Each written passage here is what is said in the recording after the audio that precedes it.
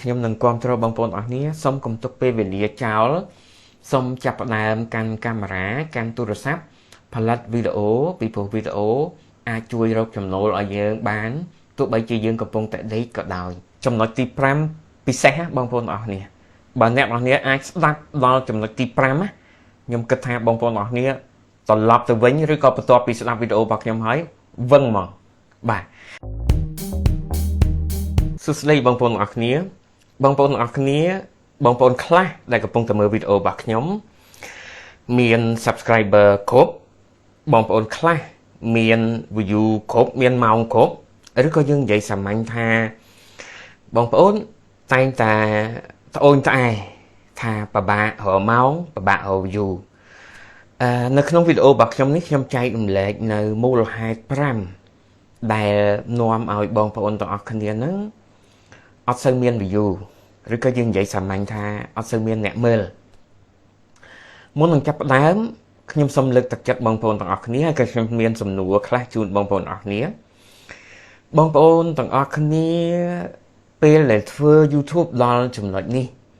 តើបងប្អូនទាំងអស់គ្នាមានអារម្មណ៍ថាធុញថប់មានអារម្មណ៍ថាចង់បោះបង់ទេចង់ឈប់ពាក់កណ្ដាលផ្លូវហ្នឹងឯងបើសិនជាបងប្អូនទាំងអស់គ្នាមានអារម្មណ៍បែបហ្នឹងគឺអត់ខុសពីខ្ញុំកាលពី10ឆ្នាំមុនទេខ្ញុំបោះបង់ខ្ញុំឈប់ធ្វើខ្ញុំមិនចូលចិត្តក៏ប៉ុន្តែអ្វីដែលទាញអារម្មណ៍របស់ខ្ញុំមកវិញអ្វីដែលទាញចំណូលចិត្តរបស់ខ្ញុំមកវិញទី1គឺខ្ញុំចូលចិត្តចែកម្លែកទី2ខ្ញុំចូលចិត្តកាត់វីដេអូទី3ខ្ញុំស្រឡាញ់ការបង្រៀនហើយនឹងទី4នោះគឺជាចំណុចពិសេសគឺជាចំណូលសេដ្ឋកិច្ចដែលនឹកស្មានមិនដល់ដោយសារមានមិត្តភ័ក្តិរបស់ខ្ញុំជាច្រើនអ្នកគាត់រកចំណូលពី YouTube បានសឹងតែនិយាយបានថាចំណូលរបស់គាត់រហូតដល់ឥឡូវគឺឥតដែនកំណត់ទេកាន់តែពិសេសដែលជាមូលហេតុធំនៅពេលដែលខ្ញុំចាប់ផ្ដើមធ្វើ YouTube ខ្ញុំអត់បារម្ភពីពេលវេលាខ្ញុំអត់បារម្ភពីការបើកទ្វារលក់អីវ៉ាន់របស់ខ្ញុំទេសំខាន់គឺ YouTube របស់ខ្ញុំរកលុយ7ថ្ងៃក្នុងមួយសប្តាហ៍មួយថ្ងៃ24ម៉ោង365ថ្ងៃឲ្យតែមានអ្នកមើលវីដេអូរបស់ខ្ញុំទូទាំងពិភពលោកចំណូលគឺកើនបន្តិចម្ដងជារៀងរាល់ម៉ោងជារៀងរាល់ថ្ងៃនិងជារៀងរាល់ខែមុននឹងបងប្អូនទាំងអស់គ្នាបោះបង់ខ្ញុំសូមលើកទឹកចិត្តនិងមាន tip ខ្លះជូនបងប្អូនអស់គ្នាថាបងប្អូនអរគ្នាមើល channel គេធំឬក៏អ្នកដែលគាត់ជោគជ័យនៅក្នុង YouTube គាត់មានចំណូលច្រើនតើគាត់ធ្វើរយៈពេលប្រហែលឆ្នាំហើយសំណួរទី2តើបងប្អូនទាំងអស់គ្នាចង់បោះបង់នឹងហេតុអីបានជាបងប្អូនទាំងអស់គ្នាចាប់ផ្ដើមសួរខ្លួនឯងថាហេតុអីបានជាអ្នកនរគ្នាចាប់ផ្ដើមហើយឆ្លើយនៅចម្លើយដល់ខ្លួនឯងពេលនោះខ្ញុំគិតថាបងប្អូនទាំងអស់គ្នាលែងចង់បោះបង់ហើយបាទដើម្បីកុំឲ្យខាតពេលតោះយើងទៅស្ដាប់ tip របស់ខ្ញុំទាំង5មូលហេតុជាចម្បងដែលជាបទពិសោធន៍របស់ខ្ញុំដែលជាបទពិសោធន៍នៃក្រុមការងារបទពិសោធន៍របស់បងប្អូនយើងជាច្រើនដែលគាត់មកជួបខ្ញុំហើយគាត់និយាយអំពីបទពិសោធន៍ទាំងនោះចែកជូនជាចំណេះដឹងបន្ថែមសម្រាប់ខ្ញុំក៏ដូចជាចែកទៅដល់បងប្អូនទាំងអស់គ្នាផងដែរកំហុសទី1ដែលបងប្អូនទាំងអស់គ្នាក៏ដូចជា fan របស់ខ្ញុំដែលមកជួបខ្ញុំហើយគាត់បានប្រាប់មកខ្ញុំទី1 channel របស់គាត់ដែលអត់មាន view អត់កើន view ដោយសារគាត់អត់បាន verify two step ហើយនឹង verify លេខទូរស័ព្ទអញ្ចឹងដើម្បីបងប្អូនអរគ្នាប្រកាសថា channel ឬក៏ account របស់បងប្អូនអរគ្នាបាន verify ហើយនៅបងប្អូនអរគ្នាគ្រាន់តែចូលទៅក្នុង YouTube របស់បងប្អូនអរគ្នាបងប្អូនអរគ្នាចុច tab ថ្មីមួយមកហើយបងប្អូនអរគ្នាវាយពាក្យថា https ចុច2 backslash នេះហើយនឹងពាក្យថា youtube.com បងប្អូនទាំងអស់គ្នា slash មួយទៀតបាទបងប្អូនទាំងអស់គ្នាវាយពាក្យថា verify ដូចដែលនៅលើ tab របស់ខ្ញុំអញ្ចឹងបងប្អូនទាំងអស់គ្នាគោះ enter មួយមកបើសិនជា account របស់បងប្អូនទាំងអស់គ្នាអត់ទាន់ verify នោះហើយជាមូលហេតុទី1ដែល YouTube អត់រុញវីដេអូរបស់បងប្អូនទាំងអស់គ្នាទៅឲ្យអ្នកមើលឲ្យបានកាន់តែច្រើនកន្លែងនេះខ្ញុំចង់បញ្ជាក់ថា YouTube គឺប្រើប្រាស់ algorithm ជាម៉ាស៊ីនជាអ្នកចាប់អញ្ចឹង YouTube ស្គាល់យើង ថាជាមនុស្សឬក៏ជា robot ជា AI តាមរយៈ verify លេខទូរស័ព្ទប៉ុន្តែខ្ញុំសូមបញ្ជាក់បងប្អូនអរគ្នាដែរប្រហែលជាមានបងប្អូនយើងជាច្រើនដែលគាត់សួរថានៅពេលដែលគាត់ verify ហើយតើលេខទូរស័ព្ទនឹងអាចបានទេកន្លែង verify នេះលេខទូរស័ព្ទរបស់បងប្អូនអរគ្នាអាចបានអាចប្រើលេខនេះលេខនោះបានប៉ុន្តែ two step សម្រាប់ចាក់ lock channel របស់បងប្អូនអរគ្នាបើអ្នកអរគ្នាបាត់លេខទូរស័ព្ទហើយ recover គឺអត់មានសង្ឃឹមនឹងយក password ដែលបងប្អូនអរគ្នាភ្លេចត្រឡប់មកវិញបានទេអញ្ចឹងចំណុចទី1បងប្អូនអរគ្នាត្រូវចូលទៅ verify លេខទូរស័ព្ទដើម្បីឲ្យ YouTube ស្គាល់ថា channel យើងជា channel អ្វីហើយយើងគឺជាមនុស្ស human ពិតប្រាកដមែនអនាគតគឺ YouTube នឹងដាក់ការរកស៊ីជាមួយយើងច្បាស់លាស់មែនបាទចំណុចទី2គឺពាក់ព័ន្ធជាមួយនឹង content តើ content របស់បងប្អូនអរគ្នាដែលកំពុងតែផលិតហ្នឹងផ្ដល់នៅមាតិកាអីផ្ដល់នៅគុណតម្លៃអីផ្ដល់នៅប្រយោជន៍អីដល់អ្នកមើលការកំសាន្តឬក៏ជាពិសេសគឺបងប្អូនអរគ្នាតែងតែនិយាយមកខ្ញុំវិញថាចុះបើសិនជាឃើញ content ខ្លះគេធ្វើតែសំឡេងដូចដាក់កូនសត្វមួយសត្វអណ្ដើកមួយហើយទៅស៊ីផ្លែឈើហើយដាក់ microphone នៅក្បែរលាន់សូចិត្តតើវាជាប្រយោជន៍អីទេបងប្អូនកុំភ្លេចថាមនុស្សយើងប្រើញៀននេះណាប្រើញៀននេះពេលខ្លះគាត់អត់សូវចាប់អារម្មណ៍រឿងមើលទេប៉ុន្តែអាសំឡេង ASMR ហ្នឹងវាព្រោះនៃតិចរបស់គាត់បងប្អូនមើល content ទឹកភ្លៀងមានប្រយោជន៍អី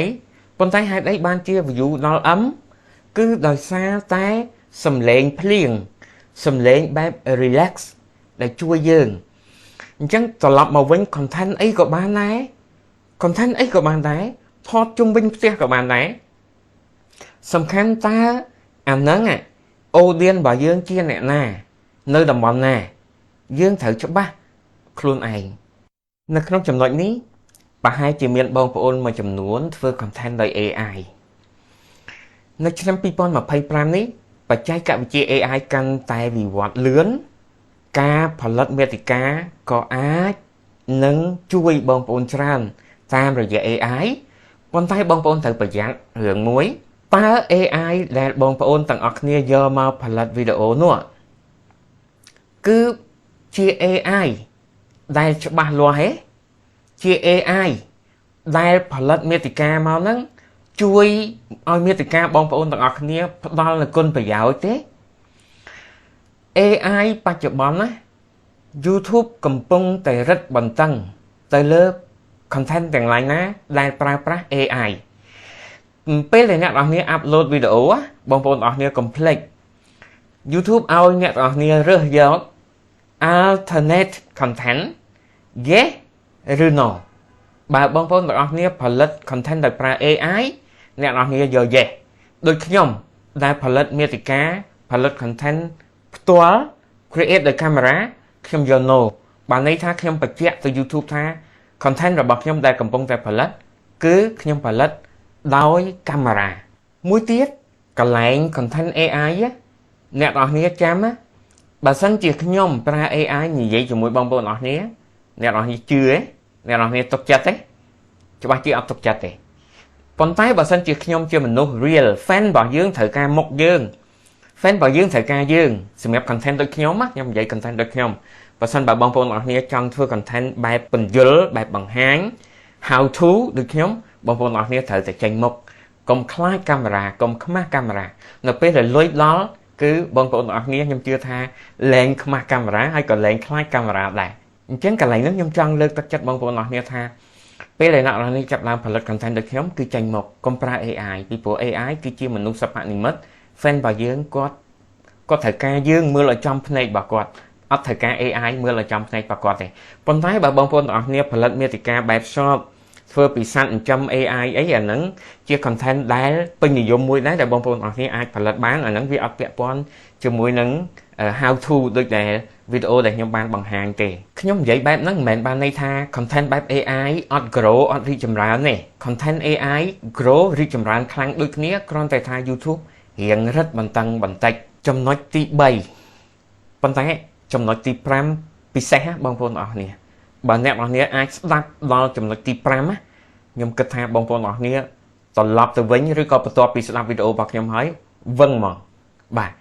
ចំណុចទី3បងប្អូនទាំងអស់គ្នាតែងតែផុសអាប់ឡូតវីដេអូហើយឬក៏បងប្អូនទាំងអស់គ្នាខ្លះក៏អត់ទាន់យល់ពាក្យថាអាប់ឡូតឬក៏ផុស public unleash ហើយនិង private បងប្អូនទាំងអស់គ្នាពេលដែលចាប់ផ្ដើមដំបូងខ្ញុំលើកទឹកចិត្តបងប្អូនទាំងអស់គ្នាពេល upload វីដេអូហើយគឺ public តែម្ដងសាធារណៈតែម្ដងប៉ុន្តែបើបងប្អូនទាំងអស់គ្នាដែលបាន monetize ហើយខ្ញុំលើកទឹកចិត្តបងប្អូនទាំងអស់គ្នា unleash កន្លះម៉ោងហើយចាំ public មូលហេតុអីបានអញ្ចឹងគឺដើម្បីឲ្យ YouTube ដាក់ពាណិជ្ជកម្មនៅលើវីដេអូរបស់យើងសិន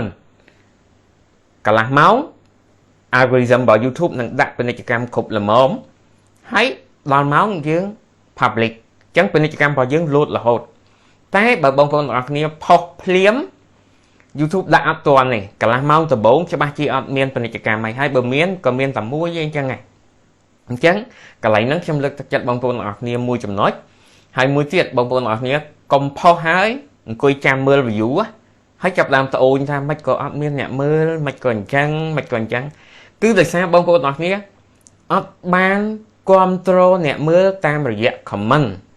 ពេលដែលបងប្អូនទាំងអស់គ្នា upload វីដេអូឬក៏ផុសហើយ public ហើយខ្ញុំប្រើពាក្យថា public ចេញទៅបងប្អូនទាំងអស់គ្នាត្រូវតាមដាន comment បងប្អូនអ្នកទាំងអស់គ្នាត្រូវដឹងថា YouTube គឺជា community មួយអ្នកទាំងអស់គ្នាកំពុងតែសាងក្រុមមួយអ្នកទាំងអស់គ្នាជាអ្នកដឹកនាំមួយដែលគេកំពុងតែធ្វើគំរូតាមអ្នកទាំងអស់គ្នាត្រូវតែគ្រប់គ្រងតាមរយៈ comment ជួយគាត់ឆ្លើយគាត់ឲ្យបេះដូងគាត់លើកមេដៃឲ្យគាត់ចំណុចទី4បងប្អូនទាំងអស់គ្នាសួរខ្ញុំច្រើនណាស់បង្កើត channel ភ្លាមបង្កើត Gmail ភ្លាមបង្កើត channel ភ្លាមផុសវីដេអូតែម្ដងបានទេបានប៉ុន្តែនឹងឯងជាកត្តាមួយដែលអត់មានអ្នកមើល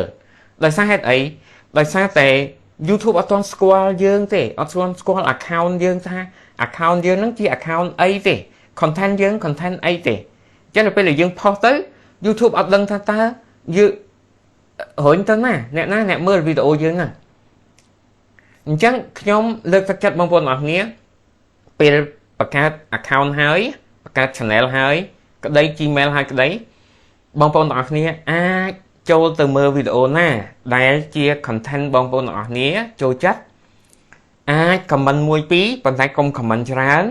ដើម្បីឲ្យ YouTube analyze ពិភាក្សាថា account យើងគឺជា account ដែលចូលចិត្ត content នឹងដែរ account យើងគឺជា account ប្រភេទនឹងដែររយៈពេល2ទៅ3សប្តាហ៍បងប្អូនទាំងអស់គ្នាផុសវីដេអូទៅពេលនោះ YouTube ស្គាល់ហើយថា account យើងគឺ channel អីហើយរុញទៅអ្នកមើលណាដែលគាត់ចូលចិត្ត content យើងបើសិនជាអ្នកនរគ្នាធ្វើពី cooking អ្នកនរគ្នាធ្វើអំពី tour អ្នកនរគ្នាធ្វើអំពី game អ្នកនរគ្នាធ្វើអំពី restoration ឬក៏អ្នកនរគ្នាដោះស្រាយនៅបញ្ហាណាមួយនោះ YouTube ស្គាល់ channel បងប្អូនអរគ្នារុញវីដេអូបងប្អូនអរគ្នាទៅកាន់អ្នកមើល viewer ស្តៀងយើងហើយកុំភ្លេចថាឆ្នាំ2025 channel កាន់តែតូច channel តូចខ្ញុំនិយាយថា channel តូចគឺជា channel ដែល YouTube លើកទឹកចិត្តហើយរុញដូច channel ធំអញ្ចឹងកន្លែងនេះមានបងប្អូនទាំងអស់គ្នាឆ្ងល់ទៀតថាចុះបើសិនជាគាត់មាន main channel ហើយចុះគាត់ប្រើ brand channel ដើម្បីទៅ comment បានទេបានដូចគ្នាបាទដល់ចំណុចទី5ជាចំណុចពិសេសដែលបងប្អូនទាំងអស់គ្នាប្រហែលជាអត់ដឹងសោះតែម្ដងហើយខ្ញុំនឹងចែកម្លែកនៅចំណុចនេះប៉ុន្តែមុននឹងចាប់ផ្ដើមសម្រាប់បងប្អូនថ្មីដែលអត់ទាន់បាន subscribe អត់ទាន់បាន follow page របស់ខ្ញុំអាច subscribe channel របស់ខ្ញុំ follow page របស់ខ្ញុំដើម្បីទទួលបាននូវវីដេអូថ្មីពីខ្ញុំរីករាយនៅក្នុងការចែកម្លែកជូនបងប្អូនទាំងអស់គ្នាដោយឥតគិតថ្លៃ